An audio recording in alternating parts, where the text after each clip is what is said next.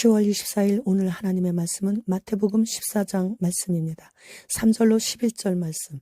전에 헤롯이 그 동생 빌립의 아내 헤로디아의 일로 요한을 잡아 결박하여 옥에 가두었으니 이는 요한이 헤롯에게 말하되 당신이 그 여자를 차지한 것이 옳지 않다 하였습니다. 헤롯이 요한을 죽이려 하되 무리가 그를 선지자로 여김으로 그들을 두려워하더니 마침 헤롯의 생일이 되어 헤로디아의 딸이 연석 가운데서 춤을 추어 헤롯을 기쁘게 하니 헤롯이 맹세로 그에게 무엇이든지 달라는 대로 주겠다고 약속하거늘 그가 제 어머니의 시킴을 듣고 이르되 세례 요한의 머리를 소반에 얹어 여기서 내게 주소서 하니 왕이 근심하나 자기가 맹세한 것과 그 함께 앉은 사람들 때문에 주라 명하고 사람을 보내어 옥에서 목을 베어 그 머리를 소반에 얹어서 그 소녀에게 주니 그가 자기 어머니에게로 가져가니라.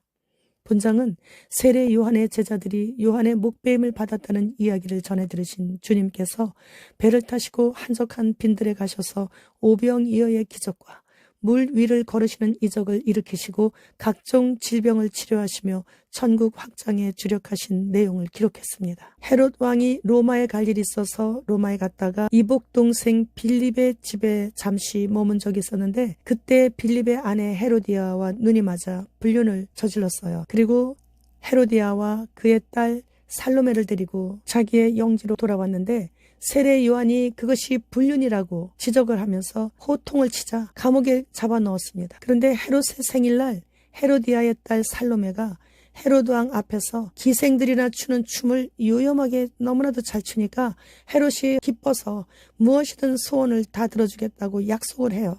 그때 살로메는 가차없이 감옥에 있는 세례 요한의 목을 베어 소반에 담아 여기서 지금 당장 세례 요한의 목을 베어달라고 요청을 하는 거예요. 시간을 지체하다가는 유야무야 될 것 같기에 해서였습니다. 헤롯은 살로메의 요청을 들어주면 이스라엘 백성들이 요한을 선지자로 여기고 있어 소요가 일어날 그것이 근심이 되었습니다. 그러나 자기가 맹세한 그 약속을 지키지 않았을 때 더 큰 문제들이 일어날 것이란 것에 더 근심이 되어 즉시 요한의 머리를 주라고 명령했죠. 세례 요한은 한낱 이방인 소녀의 요청으로 목이 잘려 넓은 접시에 그 머리가 담겨 헤로디아에게 전달되었습니다. 폭군일수록 다수의 힘을 두려워하는 경향이 있죠. 그래서 헤롯 또한 요한을 따르는 무리들이 두려워서 망설였던 것이에요. 세례 요한 또한 자신이 이러한 해를 당할 것을 예상 못한 것은 아니었습니다. 충분히 그럴 수도 있을 것이라고 짐작할 만큼 헤로디아는 악한 여자임을 알았기 때문이죠. 그러나 세례 요한은 그들의 잘못을 지적하면서 담대하게 왕과 왕비 앞에서 회개하라고 외치며 자신을 보내신 하나님의 뜻을 이루어드렸습니다. 그리고 그는 감옥에서 일개 병사의 손에 그렇게 목이 잘려 소반에 담겨지는 최후를 맞게 되었습니다. 그는 예수님으로부터 여자가 낳은 자 중에 가장 큰 자라는 칭찬까지 들을 정도로 전도왕이었습니다. 소경이 되어 한 치 앞도 내다보지 못하는 사람들이 옳은 길인 줄 알고 사탄을 따라가던 그 사람들에게 경고나팔을 크게 불어 다 뒤돌아세워 하나님 편에 붙여놓았던 전도왕이었습니다. 인류 역사 6천년이 끝나는 이 시점까지 가장 많은 사람들을 호통치며 사탄에게서 빼앗아 하나님 품으로 원위치 시켜놓은 진정한 대목자장 되신 주님의 충성스러운 양치기 개와 같은 역할을 세례 요한은 충실히 감당했습니다. 세례 요한은 이 땅에 태어난 인류 중 오직 예수 그리스도만을 위해 살다간 진정한 주의 종이었습니다. 그는 땅에서의 좋은 환경을 누리려고 하지 않았던 몇 안 되는 땅에 발을 디디고 살았지만 온전한 하늘의 사람이었습니다.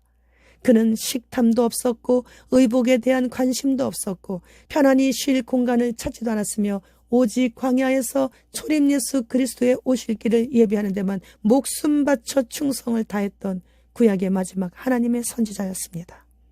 제가 성경을 처음 일독할 때 세례 요한을 자세히 알게 되었어요. 그리고 세례 요한만 생각하면 자다가도 가슴이 벅차서 벌떡 일어날 정도로 그렇게 사모했었습니다. 자신은 그분의 신발끈을 매드리고 풀어드리는 것조차도 감히 할 수 없을 정도라고 하며 진정으로 겸손한 선지자였습니다. 누가복음 18장 8절 하반절 말씀에 그러나 인자가 올 때 세상에서 믿음을 보겠느냐 하시니라.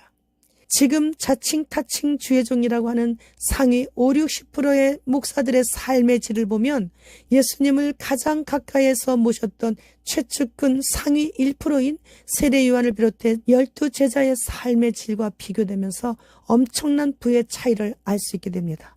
이 마지막 시대에 하나님만을 두려워하며 떨며 믿음을 보여드리며 그 앞에 서 있는 만인 제사장들인 주의종들은 정녕 없습니까? 지금은 전 세계적으로 지진의 횟수를 기록하지 못할 정도로 빈번히 일어나고 있죠. 전 세계적으로 감염병으로 인해 흰신 안 맞으면 다른 장소로 이동도 못하고 직장도 구하기도 어려운 상태에 놓이게 되는 2차가 다시 또 오고 있습니다.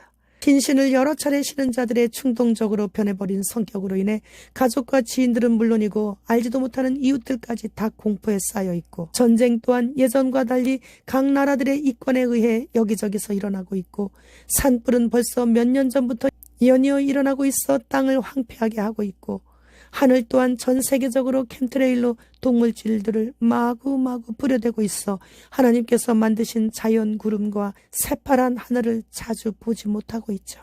홍수로 어느 한 지역은 다 휩쓸어 지중해로 밀어버리고 있지. 사막에 홍수가 나고 아프리카에 우박은 내리고 있고, 북극의 얼음은 다 녹아내려 거처를 잃은 북극곰들은 슬피 울부짖고 있고, 우리나라는 북쪽에서 사명감을 띠고 온 자들과 그들에 의해 장학금을 받고 공부한 자들이 그 은혜를 갚기 위해 눈에 불을 켜고 있고, 이렇게 지구 곳곳마다 평안하고 안전한 지역은 눈을 씻고 찾아도 찾아볼 수 없이 온 세계가 구석구석 다 아수라장입니다.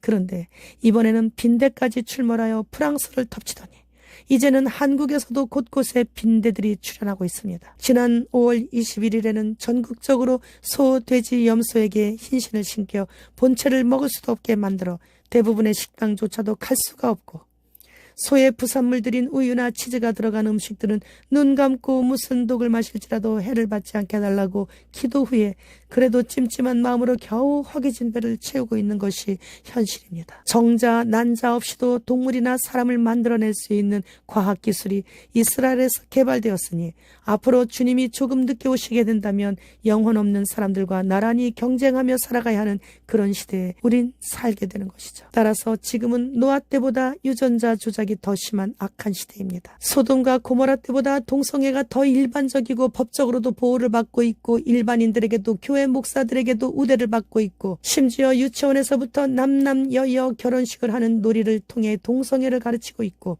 초등학교에서는 아이의 교과과정에 들어있는 타락의 끝을 달리고 있는 시대가 오늘입니다. 지금은 인류 역사 6천년의 끝자락인 것을 잊지 않아야 합니다. 주님은 그래서 지금 오십니다. 주님 어서 오시옵소서. 마라나타.